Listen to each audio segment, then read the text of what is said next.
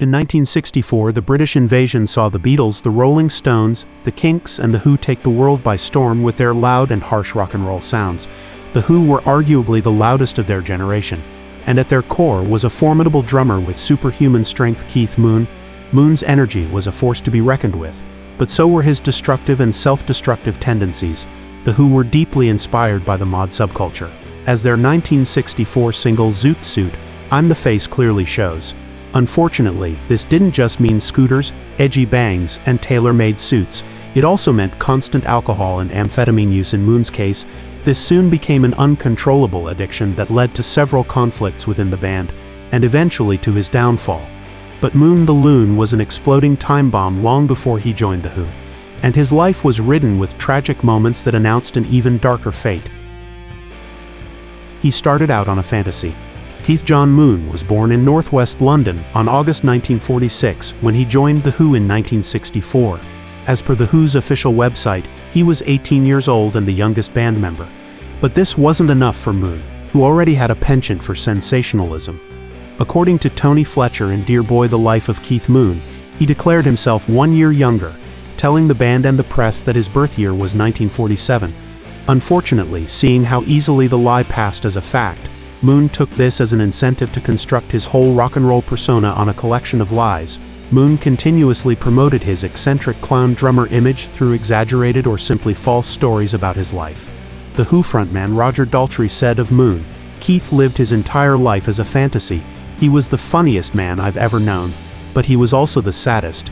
Indeed, for at least his whole adult life, it seemed like Moon was trying to hide his real self, doing all he could to be the most eccentric person in the room. His fake birth date only goes to show his desperation for creating an alter ego." Keith Moon's childhood was perfectly ordinary. As Tony Fletcher details in Dear Boy: The Life of Keith Moon's parents, Kit and Alf Moon, were a working-class couple who felt very lucky to have escaped World War II. They moved to the peaceful Wembley suburb in the early 1940s. Although a busy neighborhood with ever taller buildings today, Wembley was practically countryside back then, with the exception of the famous Wembley Stadium. Keith was their first child, and according to his parents and younger sisters, their relationship was, for lack of a better word. One might argue that a complete, untraumatized family would be a dream come true for a child born after the end of World War II. But Keith's housewife mom and mechanic dad were simply too ordinary for his crazy rock star persona. Perhaps even more sadly, Keith showed two faces as early as his primary school years. At home, he would be a quiet boy, usually crouched up next to the radio in the living room. At school, it would be a completely different story. He was always getting in trouble, laughing and joking and farting. He was bullied by his teacher. Going to school in 1950s Britain was oftentimes a tough experience. As Pink Floyd's The Wall exemplifies perfectly, The Who's guitarist Pete Townsend himself described in his memoir several horrific incidents he experienced during his formative years. His ballet teacher once stripped him naked, bent him over a bathtub and spanked him in front of a large group of giggling girls. Moon failed his 11+ grammar test. Tony Fletcher details in Dear Boy, which was a huge step toward secondary education in the United Kingdom at the time. He ended up in Alperton Secondary Modern, a school where physical and emotional abuse was the norm. Moon's art teacher wrote of him, idiotic in other respects. If he couldn't please the teachers, Moon turned to entertaining the students. He became a notorious class clown. There's yet another aspect of Moon's tragic educational experience. He showed clear signs of attention deficit disorder, yet his teachers would label his behavior a childish phase, scolding him for not growing out of it sooner. Without the proper care and treatment, Moon's distracted, hyperactive behavior spiraled. At age 14, he dropped out of school. His best friend died in a motorbike accident. During primary school, Keith Moon became best friends with a boy from his neighborhood, Michael Morris. He was part of a large family. He had 9 siblings, where noise and pranks were perfectly acceptable. This made Morris his ideal companion, with the two quickly becoming partners in crime as far as scaring old ladies goes. Once Moon and Morris hid large speakers in Moon's front garden. Whenever an old person would walk past the house, they would play the sound of an incoming train and laugh as the passers-by gasped or even screamed in terror. Morris was Moon's best friend throughout his teenage years. But sadly, Morris died in a motorcycle accident in the late 1960s.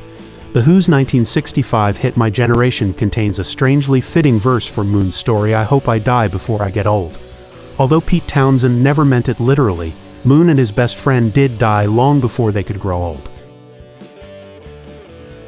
Had nothing in common with his bandmates. In an interview with Rave, Keith Moon explained his constant disagreements with his bandmates. "We really have absolutely nothing in common apart from music." British invasion bands often spent 7 days a week together, either in a studio or on tour, and it wasn't hard for tensions to pile up. Think the Beatles, John Lennon and Paul McCartney, or the Kinks, Davies brothers. Similarly, Pete Townsend and Keith Moon were both strong personalities, and their relationship was rocky throughout most of their time together, Townsend implied. But stubbornness wasn't the main catalyst for Moon and Townsend's fights. Moon's attitude lacked seriousness or dedication, and his constant state of intoxication meant he would simply be incapable to play well. During the 1970s, Moon was regularly so high or drunk that he would pass out on stage.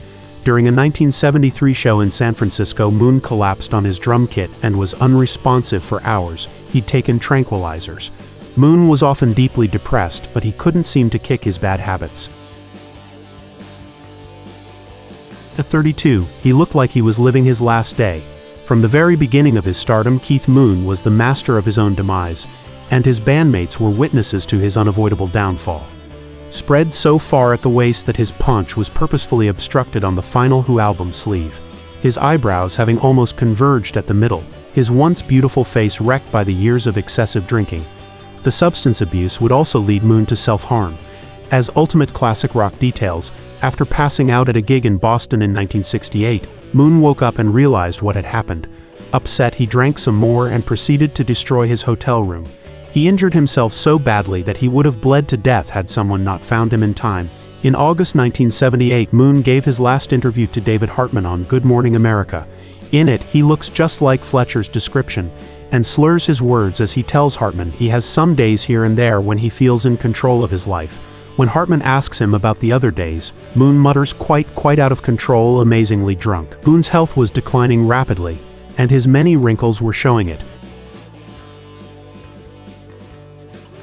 His downfall was predicted by his music teacher. All tragic stories become even darker if the tragedy could have been prevented. In Keith Moon's case, it was his music teacher that perfectly summed up his life in a line: "Has great ability, but must guard against tendency to show off." Indeed, Moon showed as much talent, power and energy as he showed an uncontrollable urge to be the mad clown. During his years with The Who, he would dress up as a vicar, and curse people on the street, and dress a mannequin as a sex worker, and have people believe he was abusing her in his luxurious car. Of course, he would also destroy several hotel rooms, toilets included. Moon spoke about his behavior to the media. "When you've got money and you do the kind of things I get up to, people laugh and say that you're eccentric, which is a polite way of saying you're fucking mad." He enjoyed the spotlight and abused the fact that if you had enough money, people would just laugh it off, and you wouldn't face any real consequences for your actions. But he would cause tremendous pain and financial burdens to his band, and eventually his behavior would lead to his untimely death. He was extremely possessive towards his wife. Keith Moon met Kim Kerrigan in 1965. Moon was 19 and Kerrigan was 16. Perhaps unsurprisingly, the young lovers were very enthusiastic about each other. Within a few months, Kerrigan was pregnant. The pair soon got married to give their baby daughter the right start in life. But for Moon, having a family was perhaps his greatest challenge simultaneously. He loved Kerrigan deeply, and he wanted to party. Moon's driver and friend Dougal Butler wrote about their relationship. "There is no question at all that he only ever loved one woman in his life, and that woman is Kim. The only real question is whether there is anyone else he treats worse." Moon was extremely possessive of Kerrigan, starting raging arguments over her merely talking to other men. All the while he met with groupies. Apart from having double standards, Moon was also physically abusive toward her, often in front of baby Mandy. She recalls, "I saw him punch her, rip off what she was wearing." In 1973, Kerrigan left Moon and started dating musician Ian Mulligan. But Moon continued to harass the couple for years, calling their home in the middle of the night and threatening Mulligan. The couple got married in 1978 after Moon died. He accidentally drove and killed his bodyguard. On January 1970, as UCR reports, Keith Moon and his wife attended the opening of a disco in Hertfordshire, together with Moon's driver, bodyguard, and close friend, Neil Boland. As always, Moon drank a tremendous amount of alcohol. When he ostentatiously ordered some more brandy, a gang of local skinheads became enraged with his rock star attitude and flashy Bentley. The violent group started attacking Moon's group, so they retreated to the car. But the skinheads surrounded the Bentley and started kicking and shaking it. That's when Boland stepped out of the car and tried to defuse the situation, but the car was left in gear and a severely intoxicated Moon was at the wheel. He drove it downhill to escape the gang, but Boland slipped under the car and was dragged all the way to the bottom of the road. He was pronounced dead that night. Moon was acquitted of all charges as Boland's death was ruled an accident, but his friend's death would haunt him every day until his own. According to his groupie or friend Pamela Des Barres in her memoir, he would often wake up at night and say he had no right to live.